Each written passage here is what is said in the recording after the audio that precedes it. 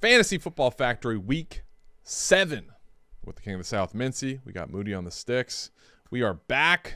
We had a nice weekend. Or you personally probably did not, with your teams getting smoked. Most important quarter of the season for the Saints. Giving up 20, scoring a donut.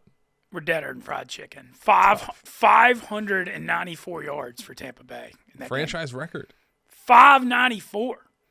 That's wild. We'll get into a lot of fantasy aspects. First, we got to talk about, we were presented by DraftKings. If you want to update up your game day experience, my partners at DraftKings have a brand new way to play daily fantasy sports with the Pick 6 app. All new customers who play just $5 are going to get $50 in Pick 6 credits. Download the DraftKings Pick 6 app now with code FACTORY, FACTORY, only on the DraftKings Pick 6 app. All you do, you pick at least 2 players, choose they'll have more or less than a certain stat. Like, are they going to have more or less than 28.5 receiving yards? Demario Douglas's receiving line last week, 30.5, which you got a little hot tip from here. Smashed it, 94 yards. Or I think at 94. What, $4,200 on here? 44. 6 catches, 94 yards, I believe, receiving, 1 touchdown.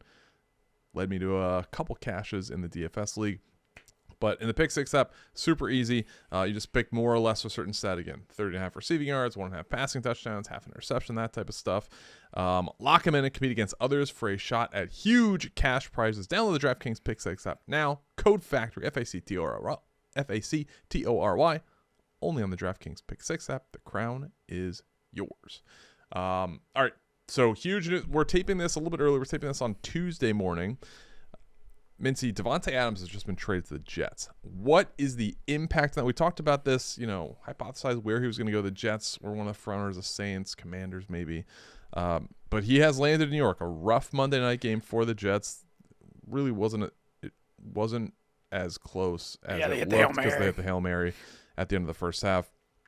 But what does DAVANTE Adams do to this offense, and what does this do to the fantasy values of Garrett Wilson, Breece Hall, and Aaron Rodgers? I think I know Wilson leads the league in targets. Yep. It's going to downgrade Wilson. It will make the offense maybe more explosive, so maybe they'll score some more points. But what's interesting is usually when you transition to a new team, it's kind of a slower beginning. You got to learn a new offense. You got to get a chemistry with the quarterback. None of that's the case here because Rodgers and Adams have such a good chemistry already, and Nathaniel Hackett, even though he's not calling plays, they're running the offense he knows from Green Bay. So it should be kind of seamless, and so I would look for Adams and Wilson to kind of both be getting a lot of targets, so it's going to be less targets for Wilson. Adams is going to get a good bit. It's going to help Adams' value, obviously, because he's been giving you nothing on the bench in the Raiders. Slightly going to downgrade Wilson here a little bit, but overall, probably will help the Jets score some more points, so probably not the worst thing. Wilson had just a brutal start to the season where a big part of it was they couldn't move the ball. So Adams potentially helps that. We'll see when he exactly comes back because he did have, I believe it was a hamstring injury, and he was actually out and injured, but it seemed like they were kind of keeping him in bubble wrap for a trade, which he was looking for. I think this actually does good things for all parts of the Jets offense. And call me crazy because Garrett Wilson, obviously leading the league in targets, has been very good the past 2 weeks. But if we look at the full season, he hasn't had much help. Like last night, it's just a hilarious scene with Mike Williams. Just Aaron Rodgers hates Mike Williams. Ran the wrong route. Rodgers calling him out in the press conference. So he had to adjust, made a bad throw. And, the week before, maybe 2 weeks before, he throws the pass to Mike Williams that gets intercepted and they lose the game. I think he is going to help move the sticks, but I think he's going to take some attention away from Garrett Wilson. I think if we look at things in a vacuum, I think Garrett Wilson right now is a better receiver than DAVANTE Adams. Oh, I think that's for sure. I think Aaron Rodgers has chemistry with both.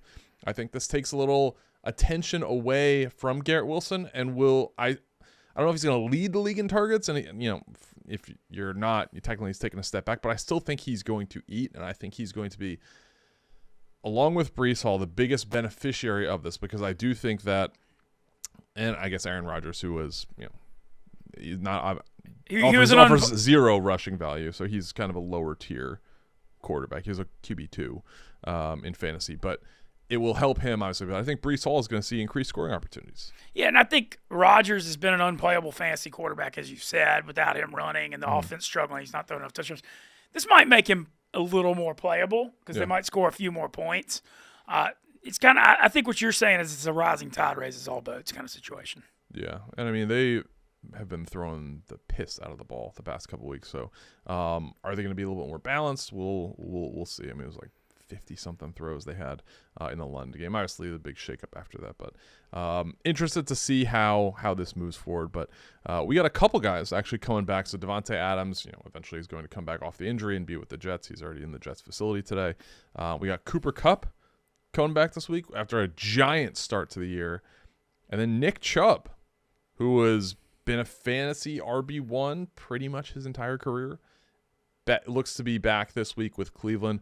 What do you think about these guys returning, and where do you kind of value them? You got to value Kupp pretty dang high as long as he's on the field because his target share is crazy, especially in, we're playing full-point PPR in DraftKings Daily Fantasy, and you're talking about a guy who caught 14 balls on Sunday night against Detroit. So his value, you immediately start him in. If he's playing, you got to trust that he's healthy. And when you look at the rest of that passing offense, I mean, without Nuqua in there, they've been surviving on dental floss. So I think you go Kupp very, very high immediately, and you just got to hope that he's healthy. The Nick Chubb thing, obviously he's coming off a catastrophic injury where he tore like everything in his knee, and then nobody's going to respect Watson in the passing game. So you got to be a little more guarded on him just because of what's going on with that Cleveland offense. But I guess you put him in it as an RB2 and hope for the best. He's playing Cincinnati, who he's historically had a lot of good games against. Yeah, he is at $6,000 in DraftKings in the Sunday contest, and then Cooper Kupp is at $7,900. Wow, Kupp's priced so high that you kind of almost. Kupp was dominant. He was the lead. He was, I believe, he was wide receiver 1 in fantasy before he got hurt. And obviously, he got hurt very early, but I believe it was early in the game, week 3. But off to an absolutely monster start to the year, and Puka's out, as you mentioned. So we'll see how they move forward. But let's talk about the slate this week. It's obviously new week. We got a couple heavy hitters out. So the Ravens and Bucks are on Monday. We got 2 Monday night games again this week. Which I love. Yeah, so it kind of shrinks the slate a little bit. We have just a horrific London game on Sunday morning with Jacksonville, New England, which I'm not going to call it unwatchable, but it is as close to that as you can really be. We got some interesting games. We got high point totals in Detroit, Minnesota, right now at 49.5. Houston, Green Bay, I think is going to be interesting. That's a 47.5 point total. Seattle, Arizona, 50.5 for an NFC West. It's Atlanta, Seattle, Atlanta. Oh, sorry. Yes, Seattle, Atlanta, 50.5. And then Carolina, Washington, 51.5. Kansas City, San Francisco, the marquee game of the afternoon slate, 46.5. Any of these matchups stand out to you? Are there any matchups you're avoiding? There's Tennessee, Buffalo on here, Vegas, Rams. The ones that's okay, a few of these stand out to me. I'm a little more guarded. It's getting cold this week. Finally, the Houston Green Bay one, I'm not as gung-ho on that one. The Seattle Atlanta one could get wild because remember the Seattle Detroit Monday night game, that 42-27 game. Cousins in Atlanta, I feel like they cook at home, and I think Seattle with their passing game should be able to throw the ball pretty well too. They pass it all the time. Yeah, so I think the Seattle Atlanta one may be my favorite. The Minnesota Detroit, very, very interesting. Obviously Detroit looked so good at Dallas, but man, what a dagger injury with the Aiden Hutchinson thing. Yeah. I mean, that is you lost the guy you can't lose. Obviously I think Detroit, Minnesota could be pretty high scoring, even though both do have. Minnesota's got a really good defense, but Justin Jefferson's priced as the highest receiver, I think, for a reason. Yep. He should have a very good game. The Detroit thing's interesting this year because Amon-Ra's elite. I'm not saying anything about it. They just got a lot of mouths to feed. They're so talented, and you've got Montgomery and Gibbs taken away from each other, and then you've got Amon-Ra still elite, but you got Jameson Williams as a deep threat and Laporta. I mean, it's kind of like it reminds me of the Niners thing a little bit, where it's just like there's so many guys. They're going to score a ton of points, but you don't always know who's going to get it. Yep. So that one's a little harder to gauge, but I do love Justin Jefferson. I really like a lot of people in the Seattle-Atlanta game, and we'll get to that. Jackson Smith and Jigba is a guy I like at 5,900. Mooney's a little banged up, but his price is still pretty good at 5,200. I feel like he's, didn't have the best game against Carolina, but I think he might have some value there too. The one that we got to talk about this week is going to be the headline is the Saquon Barkley playing the New York Giants, playing his old team. He's priced at 8,200, number one running back. I think I may be going next level here, and this might blow up my face. He's going to be the highest owned running back because everybody's going to play that revenge angle, him going back there. Mm-hmm. But the Eagles' offense is kind of struggling. The Giants' defensive front is good. I think Barkley's going to be so high owned, I think maybe spend the money elsewhere because if he doesn't have that great of a game and you're not on him, you're going to fly by like the 75% of teams that spend it on him. Yeah, I'm going to refrain from making any negative Saquon Barkley takes. For at least a couple weeks. He's been very good this season, despite my off-season forecast. But let's get into the prices. Jay, one thing real quick. Yeah. I do want to say you may have been wrong on Saquon Barkley, and people were giving you shit about that early on in the year. But since then, you have been spitting fire, bro. I mean, really and truly, you've been pretty spot on with a lot of the takes that you've been having. So I think people need to put a little respect on your name. And yeah, okay, you're going to miss one every once in a while. Shit happens, right? That's part of putting yourself out there and making these bold takes. But since then, you've been clicking, and I just wanted to give you some well-deserved props, my man. Thank you. Moody, I want to hit this real quick. You had a 93-1 touchdown parlay on DraftKings? Yeah, I did. That was one that I did not put out. I put it like an idiot. I made two of them, right? I did Marvin Harrison Jr. and Bijan Robinson 2+ touchdown parlay, and that's the one that I gave out. And then I also did a Dobbs and Robinson at 93-1. And that's the one that hit. And, of course, that's the one I didn't give out. So I didn't go brag about it on Twitter the way I wanted to. I sent it in the group text. But, it is what it is. I'll take the money. It was like 7 to win 630 or something. So definitely take that. All right, let's move on to the prices for Daily Fantasy Classic this Sunday. So, obviously, we're doing the Sunday games. We're excluding the London game. We're excluding the night game, which looks like Russell Wilson may be starting or is in consideration to start, which – I don't know if it changes that much with Pittsburgh fantasy guys. But let's talk about quarterbacks. Start off with most expensive option on the board, Jaden Daniels, 7,600. We got Josh Allen, 7,500. Jalen Hurts, 7,300. C.J. Stroud, 7,100. Mahomes, $7,000. Jordan Love, 6,900. Burrow, 6,800. It drops off quite a bit after that. But all the way down to Aiden O'Connell, $4,800. Is there anyone that stands out to you on the quarterback side? All right, I got 3 to mention. First of all, I know Jaden Daniels is 7,600, and he's really high, but damn, Carolina can't stop anybody. I don't see how they don't score in the mid-30s. The only thing is if you pay for Jaden Daniels, then you're going to not be able to take an elite wide receiver or Barkley or whoever you want. Yeah. But I think there's merit to taking Daniels at number 1. I think he's the definitive number 1, especially the rushing value. And the fact I just don't see how they don't score 35 at least against the Carolina defense. Carolina's been playing tons of overs lately. The 2 that have value to me, I talked about that Seattle-Atlanta game. Cousins, 6,300. Geno Smith, 5,800. I think you can make great arguments for both. I think that's a game that ends up like 34-27. It's going to be a wilder game. Both teams are going to chunk it. I think I slightly lean to Cousins over Geno, but I think you can make a case for both. So those are my 3 this week. Okay. Yeah, I went with Jaden Daniels last week. He is the most expensive option on the board. He is playing a very bad defense in Carolina. $7,600 is quite a pretty penny. Goff going against the Vikings, is that going to be a shootout? Is that going to be just more yards, lower scoring? 2 I would consider. I should actually touch on Goff gets the Vikings team 3rd most passing yards a game, 286.4. That's pretty good. Some lower tier options. Hear me out. Andy Dalton. I like that. $5,200. He gets a Commanders team that gives up the 2nd most touchdown passes, 2 a game, and the 10th most passing yards a game. I'm not saying base your lineup around Andy Dalton, but I love me some Carolina Panthers this week at cost. Consider it. I think, you mentioned Geno Smith, $5,800. Not a bad option for sure. The quarterback market is confusing. Jaden Daniels, I think, is the best option, but he's $7,600. He's the most expensive guy. He should be the best option. If you're looking to save, consider it. Andy Dalton, $5,200. And Moody likes Jordan Love and Andy Dalton, so he's on the same train. Okay. Moody's riding this Jordan Love thing hard right now. Yep. It's working. And then Jordan Love's been good. Yeah, oh yeah.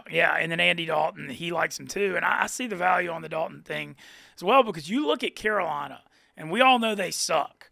But the offense, the upgrade from Bryce Young to Andy Dalton, you'd think it wouldn't be big, but it's been massive. The offense is not terrible now. They just can't stop anyone. Yeah. All right, let's move on to running backs, and we're giving Moody's picks. He's having a mic issue right now, so we'll be conveying his thoughts as well. Running backs, you touched on Saquon Barkley. He is the most expensive, $8,200 in a revenge game against the New York Giants. Kyron Williams, $8,100 coming off a bye. Jordan Mason, right now we don't know if he's going to play. Doesn't look super promising. He's got an AC joint injury. I had that, very painful. $7,600. Jonathan Taylor, uncertain of his status right now. He just missed last week, $7,500. Juicy matchup against the Dolphins. Kenneth Walker, $7,300. Joe Mixon coming off a monster game, $7,200. Bijan Robinson also coming off a monster game, $7,100. James Cook, we don't know if he's going to play, $7,000. So I would also point out his backup, Ray Davis, who had a great game on Monday Night Football, $5,200. Going all the way down to like the $4,000 range with some backups. Sean Tucker of the Bucks playing Monday night, so not eligible for this. I certainly wish that I gave him out last week. Mincy, who stands out to you? Also Nick Chubb, as I mentioned, $6,000. Like I said, okay, my thing with this, the running back, it's tough because of all the injuries. Yeah. I mean, you look at this, like I said, if you're going with the strategy that I'm going with, which is fade Barkley, even though that could blow up in my face, you got to take a look at some other guys. Kyron Williams, $8,100, but I do like him off the bye at home against the Raiders, but I don't know if I'll pay that. Moody, I want to go ahead and announce Moody has Kyron Williams and Austin Eckler, and I do like Eckler. I had him as my number 2 this week. Golly, I'm tempted to go Bijan 7,100, still high, but I just think that game's going to have a lot of points, and he had 2 touchdowns last week. I mean, it's kind of high, but I think I'm tempted to go that route. So the prop lines aren't out yet, but I know that Austin Eckler saw an increased snap count due to Brian Robinson being out. He's questionable this week.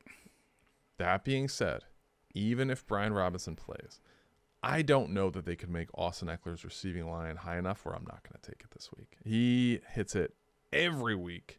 And he's a third down back, so he's going to be on the field most passing downs, but he's just always catching the ball from Jaden Daniels. And he's been explosive. He's been great run after catch. It seems like he has got like 2 or 3 explosive plays every week. So I love Austin. Yeah, we were high on him going to the draft in PPR leagues too, because he was like falling off a cliff. I got one more I want to mention that I think is value. Chase Brown. I think he's the guy now in Cincy. We saw him. I know he had the fumble that he got lucky that went out of bounds late, but he ran for the touchdown. You just watched him play. He's a lot more explosive than Zach Moss, and it kind of jumps out at you. It seems like he gives them the explosive playmaking ability. He's $5,900, so I think that's value. Even the Cincinnati kind of plays bad against Cleveland historically, though. Yeah. A couple I'd point out, we already talked about Brian Robinson, Eckler. Panthers team gives it the most carries, 29.2. Most rushing yards, 133.8 to opposing running backs. Tyler Algier, we saw have a 100-yard game, and he didn't really even get going till the second half. So the Commanders running backs, I totally would understand that. Bijan, you mentioned Seahawks D. This game could get wild. The Seahawks give up the 3rd most rushing yards per game to opposing running backs, 124.5. Does Algier fit in there? If this game is a little bit closer, maybe this is more Bijan focused, so I do like Bijan this week. Jonathan Taylor, if healthy, he obviously missed this week's game with an ankle sprain, but again, gets a Dolphins team juicy matchup. 7th most rushing yards per game. And if Anthony Richardson's starting, which it seems like that is what's tracking right now on Tuesday, which is early, he should have a monster game. They are going to be running the rock a lot in that game. So I would wait to make the lineup just to see where everything kind of stands. Like wait till at least Friday night, Saturday, so we can figure out who definitively is out. But if Jonathan Taylor is healthy and Anthony Richardson is starting, I think that is a dynamic option. Now, Moody said he has a strategy, which I actually like. This is a strategy I've been doing for props a lot, and it's targeting the number 2 receivers in shootouts. Yeah. And that's a lot of value with the props and the alternate stuff, too. That's kind of what you did with Mario Douglas, and I did with Tolbert against Pittsburgh. He's got Jordan Addison at 5,600 in Detroit, Minnesota. Xavier Leggett at 5,100 in Carolina, Washington, and Romeo Dobbs at 5,500 in Houston, Green Bay. So he's going with that strategy. Yeah. One other one I wanted to just touch on for running backs. Chubb Hubbard, $6,500. He's been very good this season. He gets a Commanders team given the the 6th most rushing yards per game, 119.2 to opposing running backs.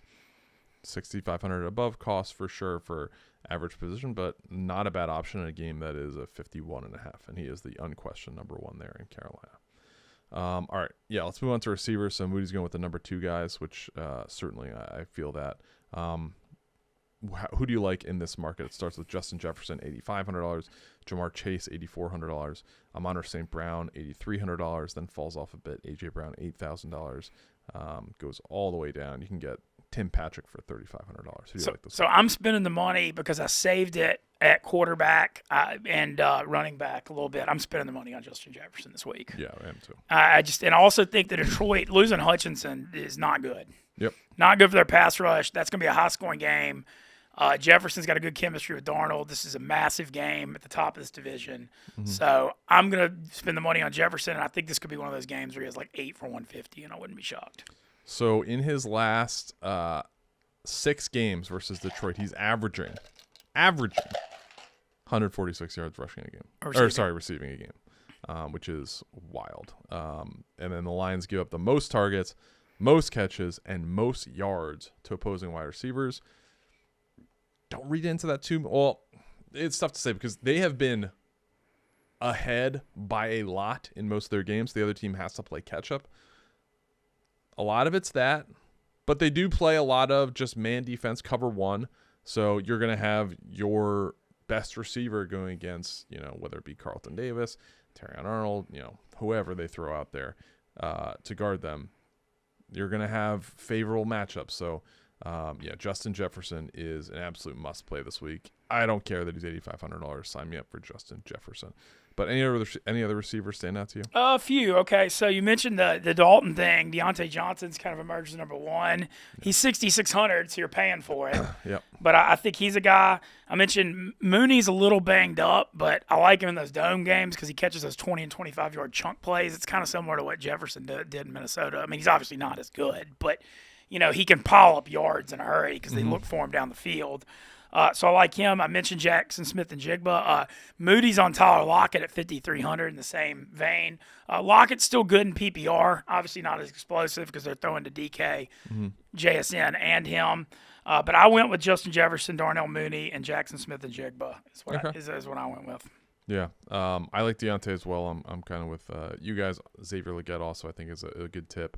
Commanders give the 6th most receiving yards to opposing wide receivers, 169.7 going into this game. Jonathan Mingo, potentially a very deep target. I'm not suggesting him at all, but I would just maybe look. Do you like Moody went with Leggett? Leggett? I mean, it depends. I've not set my lineup yet. Okay. But just pointing out some things that I would look harder into for sure. But yeah, I like the Jordan Addison pick also from Moody, $5,600 in a game that certainly could be a lot higher scoring. He has emerged certainly opposite Justin Jefferson as a go-to guy. Also, Juju Smith-Schuster, 4,000. Yeah, and he had the Juju Smith-Schuster had 130 yards against the Saints. I'm trying to figure out now.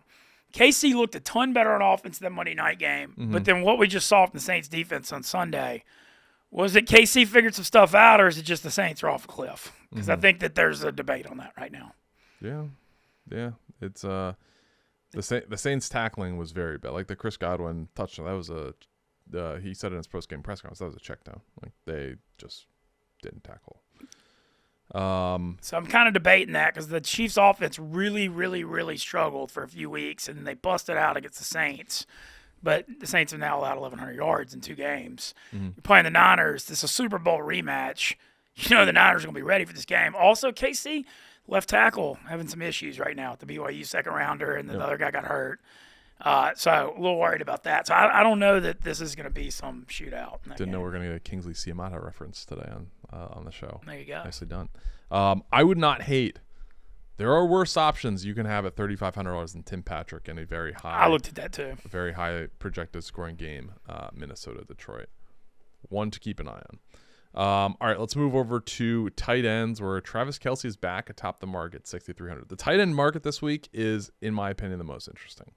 So we got Travis Kelce, $6,300. George Kittle, $6,000.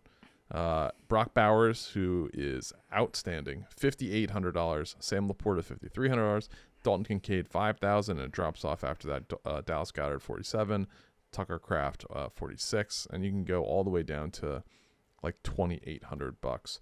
Who stands out to you amongst the tight ends as the one or maybe two you can play in a flex? Two options here. Number one, if you've got the money, I like spending it on Bowers right now because the Rams defense sucks. And Bowers' target share, I mean, 5,800 is a lot, though, and it's very hard to find that money. But if you do have it, you can justify it. And then he's 3,900, and he's not the sexiest, but Zach Ertz has a chance to score a touchdown this week for sure against Carolina, who's just horrible. Mm-hmm. So that was kind of two of the ones I was looking at. Moody went with Kyle Pitts in Seattle, Atlanta. Okay. At 4,500. Let me give you an interesting stat for Brock Bowers. So in his matchup this week, he's going against a Rams team that gives up the 19th most catches to tight ends. But he's also getting a Rams team that gives the third most receiving yards to tight ends. Reason, they give the highest yards per catch to opposing tight ends, 14.0, which is a giant leap for second place. Second place is the Bucks, 12.2 yards a catch. So a really, really cavernous gap between the number one and number two there. So Brock Bowers has a juicy matchup, and I would certainly, he's probably going to be a play of mine for longest reception. Early in the season, it was 17.5 yards. That line has not come out yet. They run, so I was studying him for a big brain parlay a few weeks ago. We've hit 4 of those in a row. Thank you for that. Stephen Shea, like I said, like Moody said it, man. Got to give you, when you're giving out the picks publicly, you got to enjoy it when it's good because you definitely hear about it when it's not. 4 straight winning weeks. We're feeling good. But Brock Bowers has one route that is Travis Kelce's route where he's going to run what's going to look to be like kind of almost like a deep post that he just like sits on, but then he's going to turn around. And it's worked. I haven't watched his last 2 weeks, I think, but it worked twice in his first 3 weeks. So if Brock Bowers' longest catch is 17.5, or in that neighborhood, even 18.5, I think, that is one that I would pounce on this week against a Rams team that is vulnerable to giving up big plays against tight ends. Something to watch, though, with him moving forward is that last week they guarded him with a cornerback. So that could change things. And when you look at that receiving core, no Adams. I mean, Trey Tucker's sort of kind of becoming something. Yep. He's a cheap option. I mean, he's something. Yeah. But, yeah, when you don't really have Bowers as the number one guy to take away. Yeah. So tight end market, in my opinion, very interesting. So Travis Kelce gets a most expensive option on the market, gets a 49ers team that gives it the 27th most yards to opposing tight ends. He had, I forget what his exact number was, but he had like a 120-yard game against them in the Super Bowl. Good history against them, and they obviously don't have a lot of options. So he's going to be, I don't want to call him a boomer bust, but he kind of has been this season. Let's see what he is without, second week in a row. Coming off a bye, they could engineer some stuff for him. George Kittle, second most expensive tight end market, $6,000. Gets a Chiefs team that gives up the most targets, most catches, and most yards to opposing tight ends. So is that the play? $6,000. Obviously, we just talked about Brock Bowers. Dalton Schultz, I think, also interesting matchup. Gets a Packers team that gives the 4th most targets, 3rd most receptions, and 6th most receiving yards to opposing tight ends. This is a 47.5 game right now, so that one could get a little wild. Those are a couple options I would look at for the tight end market this week. Mincy, is there any other ones that stand out to you? You said you're going with Bowers. Man, I'm debating Bowers, but I think I may just go Ertz 3,900. If I can find the money, I'm trying to save it. It's just I spent it on Justin Jefferson. Yep. He's my plant my flag guy this week. And so because of that, you're doing the budget thing, and you usually can afford one real expensive guy. And so I'm having to kind of play catch up. And so I don't know that I'm going to be able to find the 5,800. Like I said, the Zach Ertz thing, could Njoku do good against Cincinnati? $4,100? Yeah, it's at a point for some reason, there's like interesting matchups in sports where some teams, the Browns always play good against the Bengals, even no matter when they suck. This has just been a problem for the Bengals for years. Yep. And so maybe there's a little value there. But God, the Watson thing is just it's just torture. Yeah. Defense, special teams this week. The Eagles top the market, $3,600. We got the Bills $35, Commanders $34, Bengals $3,300, Colts $32, Chiefs $3,100, Rams $3,000. Goes all the way down to Titans $2,300. Is there anyone that stands out to you? Defense, special teams market. I was going bargain hunting, and the bargain hunting thing ain't easy. I'm sort of thinking about Cleveland cheap, just because Burrow has a bad history against them, and it's $2,500 that you could save some money there. Buffalo's at the top against Will Levis. So I feel like that's going to be high at $3,500, but that's kind of expensive. So I think I'm leaning to Cleveland. Just Cincinnati's offensive line's banged up, and Burrow's had a bad history against them. So I think I'm going to go bargain hunting there. Yeah. Defense is tough. I think you can go a lot of different directions.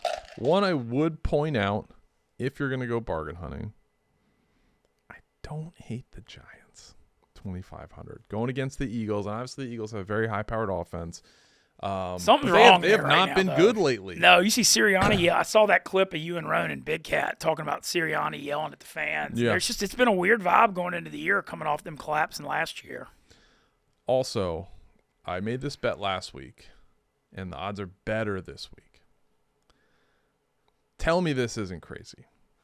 Giants to win the division, 50-1 right now. 50-1. So right now you're looking at the division. Commanders 4-2. Yep.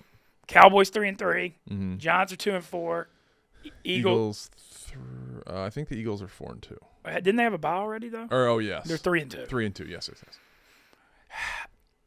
I mean, 50-1. I think it's wide open. I think they are playing better than the Eagles. I think they are playing better than the Cowboys. They're not playing better than the Commanders. But the problem, I don't ever want to say, God, I don't even want to say They've had it. a soft schedule. Commanders, I mean, Jaden could get hurt running too. And, we certainly hope that doesn't happen. I know, the but Giants, he's the Giants have just been freaky. Like, they almost beat the Bengals. Obviously, they didn't put it all together, and their offense is not great. Without Neighbors, they're different. He should be back this week. Yes. Their defense is very good. Dude, their defensive line is sick. 50-1. Could be worse things you bet on. Also, I rebet Baker this morning. MVP. He's 30-1.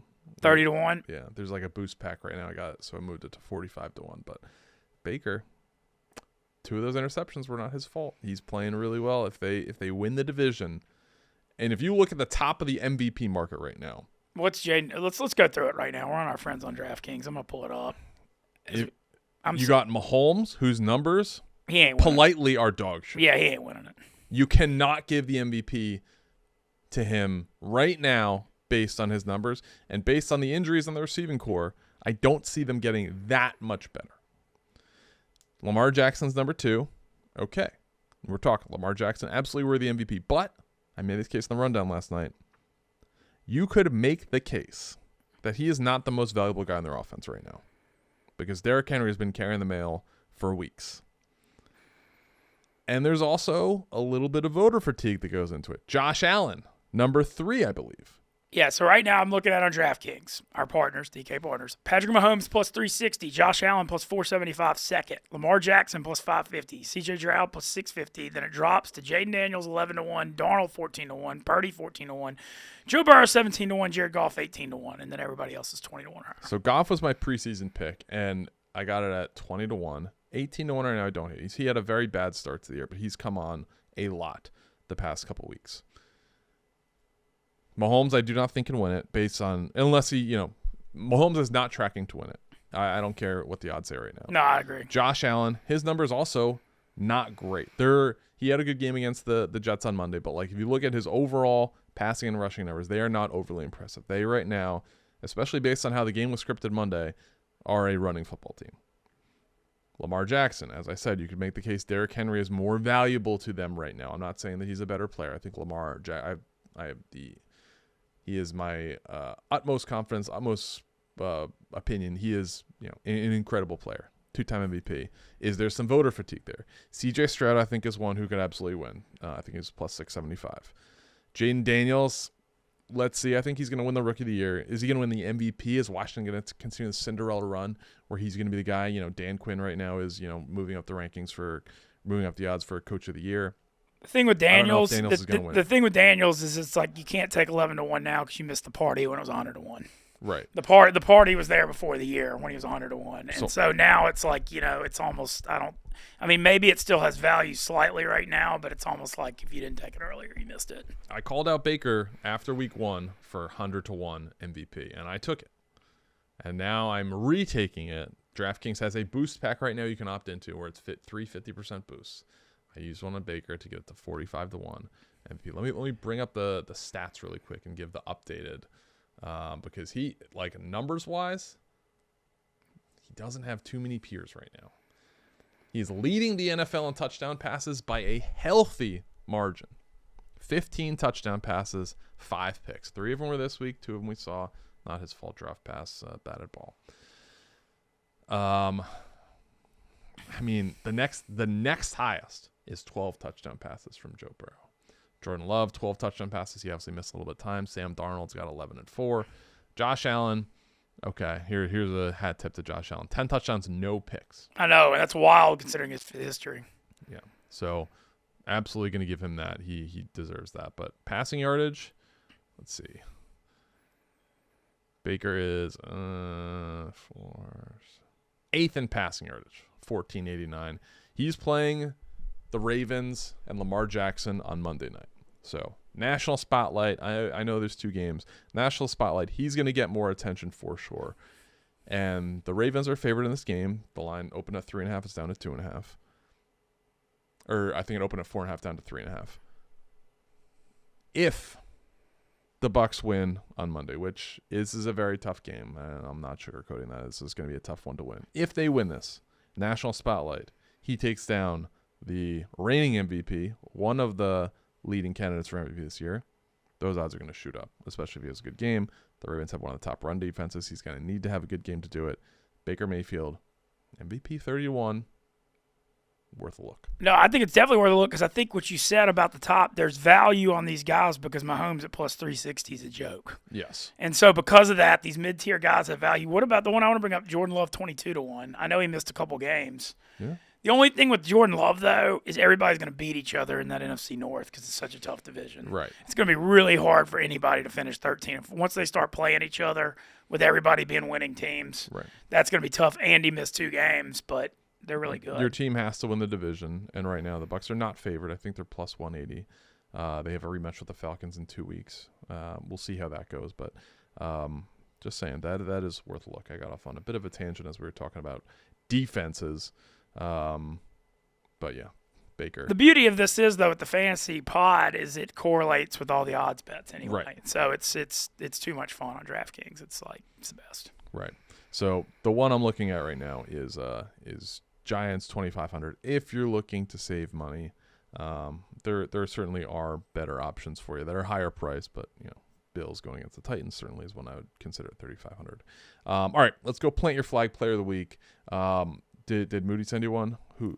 Let me get mad. I'm going to just re-announce. You heard me say Justin Jefferson. Moody said tight ends. He liked Kittle too, but he's going Pitts for breakout and value. Okay. I think Moody's plant your flag guy. Just judging by his lineup, he's going with Kyron Williams at 8,100. Okay. He went Jordan Love, but then he spent the money on Kyron Williams, and then he went kind of bargain hunting the rest of the way. So I think that's going to be his plant your flag guy. The Jordan Addison pick is interesting too, though. Yep. Could be because he's solidly the number 2, and if that game could get wild, I think he's good too. I've got a plant your flag guy, and he's not on anyone's radar. He is a tight end. He is a rookie. He is 6'4", 252 pounds. He was a 4th-round pick this year. He plays for the Carolina Panthers. His name is Jatavian Sanders. He's Texas Longhorn. Yes. He's coming off a 5-catch, 49 game, where he had 7 targets, which is second on the team. Rewind it a week. He had 5 targets on the team the week before. I believe he only had 2 or 3 catches for like 13 yards. But that was also tied for second on the team. I am going to be heavy on Carolina, Washington this week. I think Washington wins the game pretty handily, but garbage points count the same, and they're going to be playing their rookie tight end and getting him looks, and I think Ja'Tavion Sanders, $2,900. Love it. Is a great value this week, so he is my plant your flag guy for week 7. Love that. That's a great bargain hunt, and he's talented from Texas, and I like. That's why I said the tight end market was the most interesting, because the most obvious play is going to be Kelsey, 6,300. Had a very good game against Super Bowl. Defense is tough against tight ends, but he's going to be the top option. Kittle is very interesting, and I think those guys will have better games than him for sure. I'm not saying Ja'Tavion Sanders is going to have the best game for any tight end. Brock Bowers has been outstanding. But I'm just saying, if you're looking to save money, if you want to get Justin Jefferson, this is a way to counteract it. Ja'Tavion Sanders. I'll have to see how my lineup shakes out. Like, if I can afford Kelsey or Kittle, I will take that over Ja'Tavion Sanders. But if you're looking to save money, he is a great option. Also want to shout out the part of my take, AWL League. You got second? Second place. I had a giant lead going into the the afternoon slate, and I realized my players had played, but he had Goff, Bijan. I lost on the last Goff touchdown pass to Amon-Ra St. Brown and stuff, and I lost by 2 yards. So hypothetically, if he stays in and takes the final 2 knees, then I win. But well done to the fellow that beat me. So I use the same. We are both in the part of my take AWL league. I copy that lineup for 2 other leagues that I do. Cash in both was a very profitable Yeah, you got 12th out of 11,901? Yep. Yeah, it was a good week. The Demario Douglas pick was an absolute game changer. Put me in contention for everything. I wish I also did Sean Tucker instead of Antonio Gibson, but I would be a wealthy man had I done that. But it was a good week nonetheless. Hell yeah. What's the Tampa running back situation? Rashad White, they say he's questionable. Do you think he comes back this week? It's Monday night. I don't know the severity of injury. I think he got hurt in practice. So that's always tough. I think he got hurt in practice on Thursday. So because he did practice in a limited fashion the day before and then went from limited to no practice. So that is one to monitor. It's not going to affect DFS because it's Monday night. But in Todd Bowles' press conference on on Monday, where they ask him about the game and everything like that, a reporter asks if, based on Sean Tucker's performance, is this going to be a 3-headed monster in the backfield with Rashad White, Bucky Irving, and Sean Tucker? And he said absolutely yes. So White could end up being the third down back as well as his head and bring him then. If that happens. I think that his carries will be reduced for sure. Yeah. And that's tough for my take that Rashad White is going to be a very good fantasy back this year. Bucky Irving has emerged. Bucky Irving's good. Bucky Irving longest run is becoming my favorite prop because it's gonna. Yeah, it happens. It's gonna be. He's gonna have one.